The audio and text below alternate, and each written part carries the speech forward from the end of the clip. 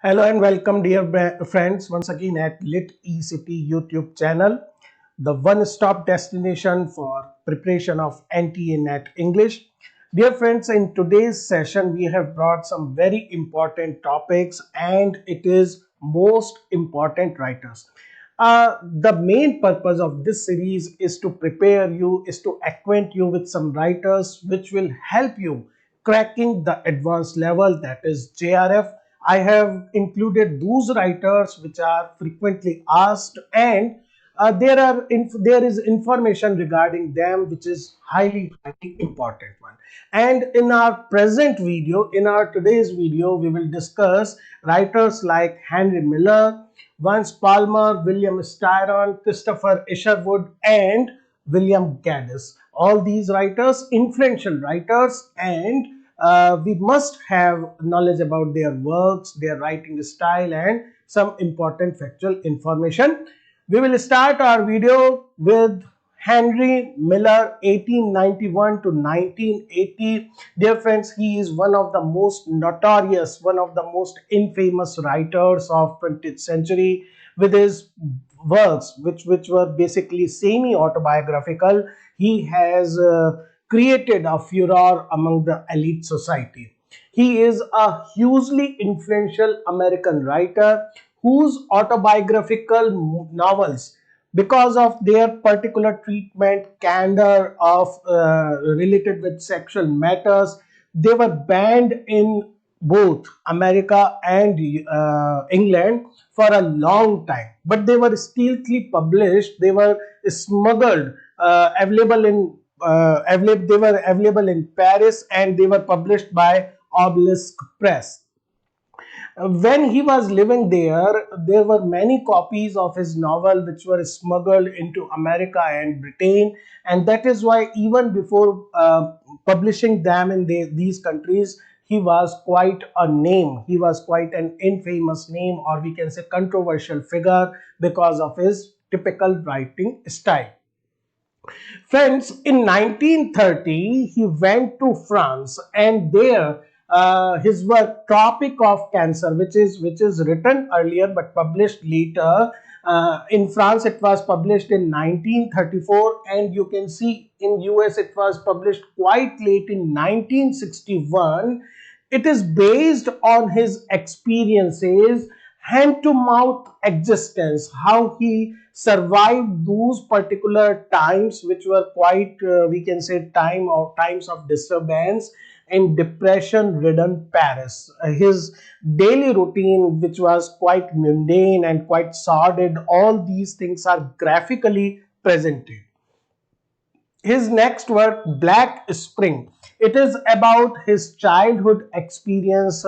He was brought up in a particular scenario, growing up in Brooklyn, America, and all these things are covered up in this particular novel, Black Spring. As you can say, there is, we can say, quite oxymoronic. Rather than green, it was a black spring for him. Then Tropic of Capricorn, which we can say is a sequel to Tropic of Cancer. It was once again published first in France in 1939 and later in US only in 1961 it was published. It draws on his life and struggles at New York. Now it is the later phase. The Tropic of Cancer covers his life in Paris, and this covers his life in New York, especially the early phase when uh, all these kind of things, that his affair with much older than him, his piano teacher, he was just 15 at that time, his first unhappy marriage to Beatrice, and his years at working at Western Union, which was once again a job he didn't like much.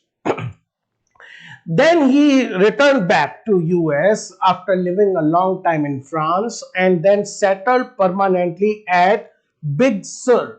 Big Sur is a coastal town of Pacific Ocean, and his then he continued to write and continued to criticize typical American capitalist mindset, and these criticism of America recorded in The Air Conditioned Nightmare, and Remember to Remember. Both these are highly satirical works, and they are basically criticism of American capitalist lifestyle. The Time of the Assassins. It is an important literary work because it is a study of the French poet Arthur Rimbaud, and he has once again, with his particular flair, discussed this poet.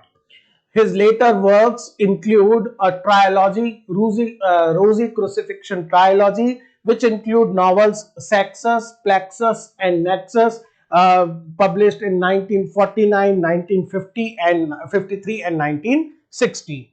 Among his non-fiction works, he has written a lot of, we can say, journalistic articles. Also, there are his famous correspondence with French writers Anais Nin, and collection of essays, The Cosmological Eye, and then The Wisdom of the Heart. These two are his non-fiction works, collection of essays. So this is all about Henry Miller, a very, very controversial figure.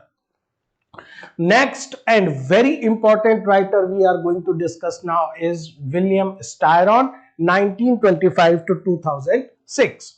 Dear friends, he was a Southern American writer. Most of the American literary tradition comes from writers, those who belong to the Northern America. But like William Faulkner, to whom he is continuously associated, he belonged to the South America. And as I have already told you that he is compared to William Faulkner because of, once again, like Faulkner, there is dense imagery, rhetorical style, and treatment of tragic themes. In his first novel, Lie Down in Darkness, this novel published in 1951, it is the story of Peyton Loftus. It is actually not a story of Peyton Loftus because in the very beginning of the novel, her body is brought back through airport to her hometown in California. She has committed suicide, and now the story is progressed in a reverse chronological order in the flashback, and not only the life of the protagonist, the dead protagonist Peyton Loftus is presented, but the chemistry of family, different characters of the family, how they react and how different things are revealed related to her. These all are recorded in the novel. A very, very important work by him is very important. You must note down this work is The Confession of Nat Turner. It was published in 1967. It was the winner of that year's Pulitzer Prize in 1968. It is a compelling and controversial. I will tell you why it is controversial. A first-person story narration of the most successful slave revolt in American history. Dear friends, it is told by this particular person, Nat Turner, who is a black slave and who participated in this revolt. Now, it is highly controversial. It was debated because American black people, African American people, they objected that a white writer, that is Styron, cannot reveal the agonies, the particular operation which the blacks have suffered, and they have questioned the legitimacy of this work. That is why it has been in controversy, but otherwise it is highly, highly popular novel and also academically acclaimed novel. Another outstanding work by William Styron is Sophie's Choice, which was published in 1979, and it is set in post-World War II era. It was once again a time of tension, Cold War being going on, and it is about the maturing of a young novelist, much along the line of the writer Styron himself. And the name of the novelist is Stingo, and he falls in love. He is deeply attracted to a woman named Sophie, who is a Polish woman and a survivor of the Holocaust, of the concentration camp, because she was a Polish. She was living in Germany during the Second World War, and how she has to suffer that particular horrible period. The title Sophie's Choice, it is basically, it refers to her awful, to her decision, which is heartbreaking decision, surrendering one of the her children to the gas ovens. That is her choice she has to make to keep herself living and to keep the chance of remaining children good one. Another very important one, that is why William Styron is important, is Darkness Visible, which is an autobiographical work, a memoir of madness, published in 1990. It basically chronicles the writer's Styron's descent into a kind of depression. He suffered a great depression during this period. It is not only his that particular mental state. He tries to find out the reason behind this depression, treatment, connection between depression and other artistic creative people. He discussed about those writers who have committed suicide. They were also suffering from depression, famous being Hemingway, Virginia Woolf, and then Sylvia Plath. He was also, there was a time he was also on the verge of committing suicide, but somehow sanity prevailed and he saved himself from this thing. And all these things are discussed in this particular book. The next writer we will discuss is one of the icons of the Auden generation between the war periods and even later on, and that is Christopher Isherwood, who lived between 1904 to 1986.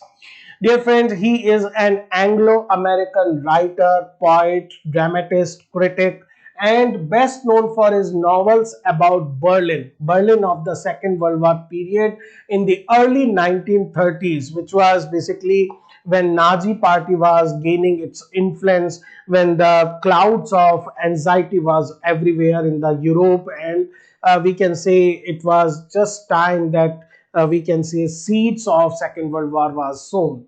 And being an early voice in LGBTQ movement, this is important one. He is one of the earliest writers to put sincerely the issues related with LGBTQ community. He himself was a gay. Isherwood's first novel, All the Conspirators, this particular novel deals with the intergenerational conflict and self-determination between parents and children. It was written in a typical style of the 20s and 30s, in an austere, simple style dealing with modern ethos.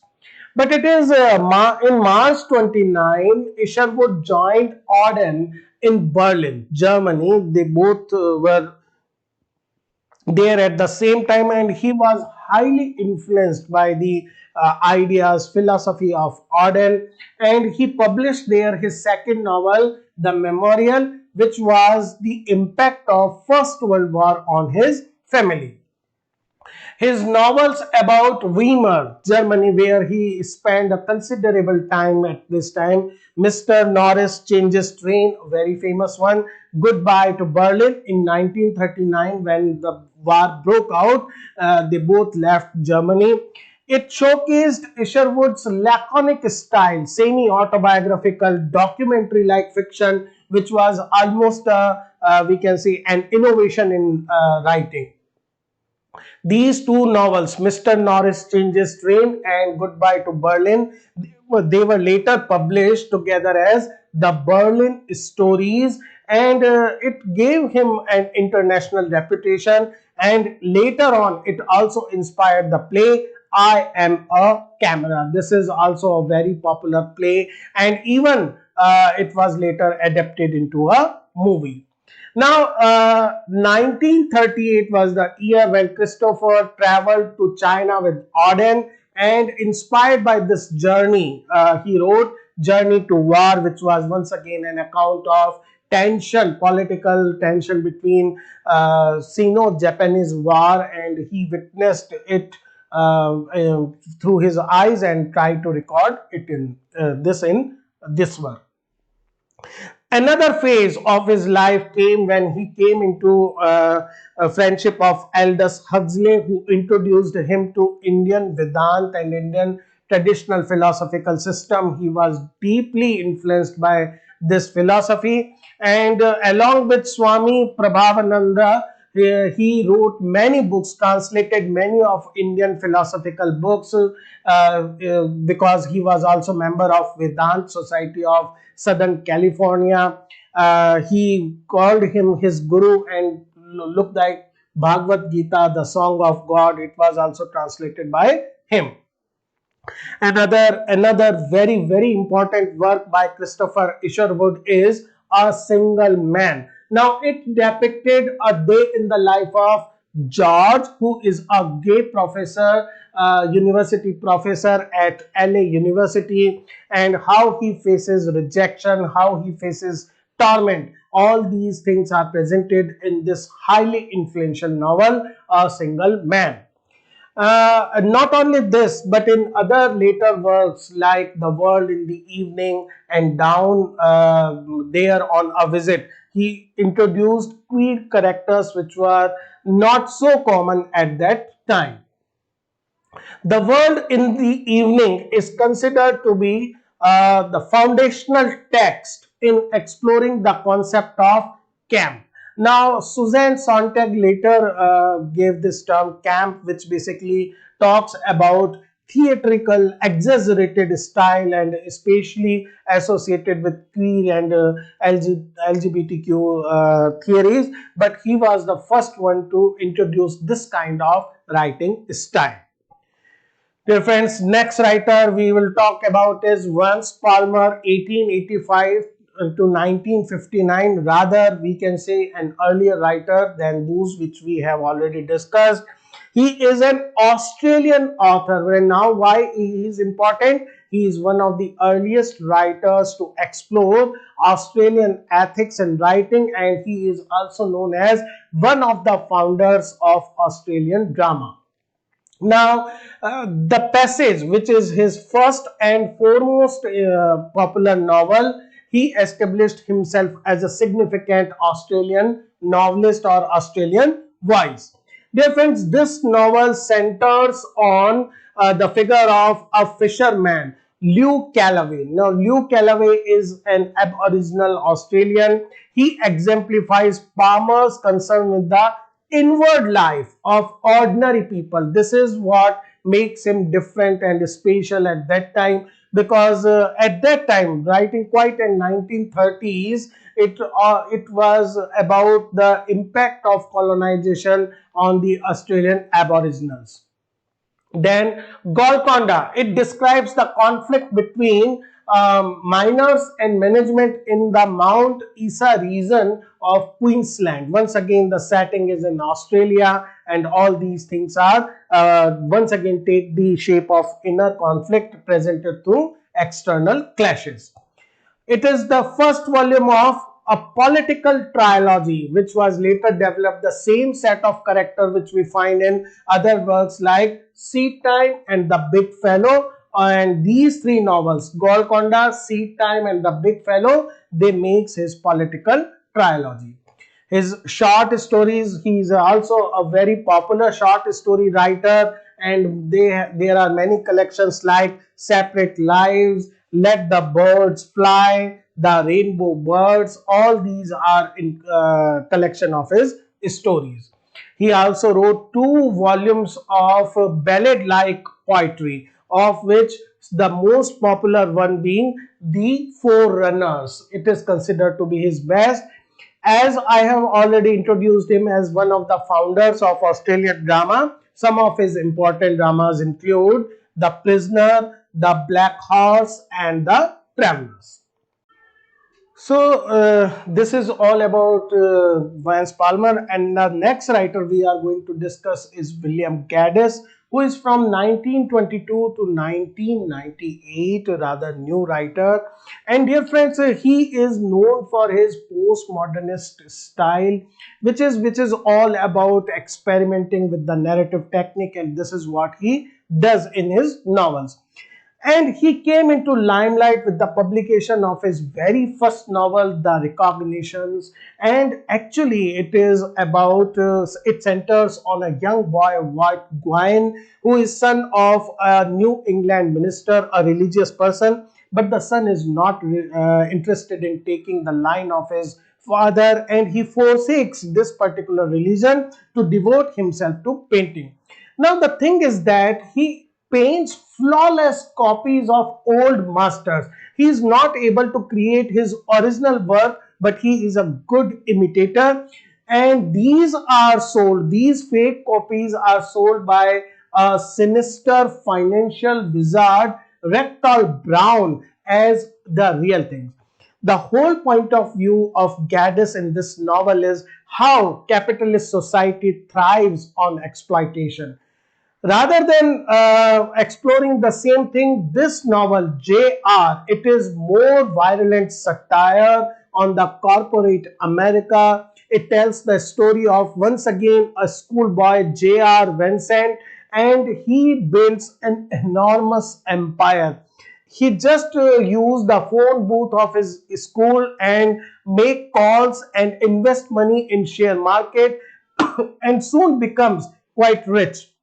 He builds an enormous economic empire from his school's public phone booth. All these novels, these two works are highly influential because they are scathing critique of American capitalist system.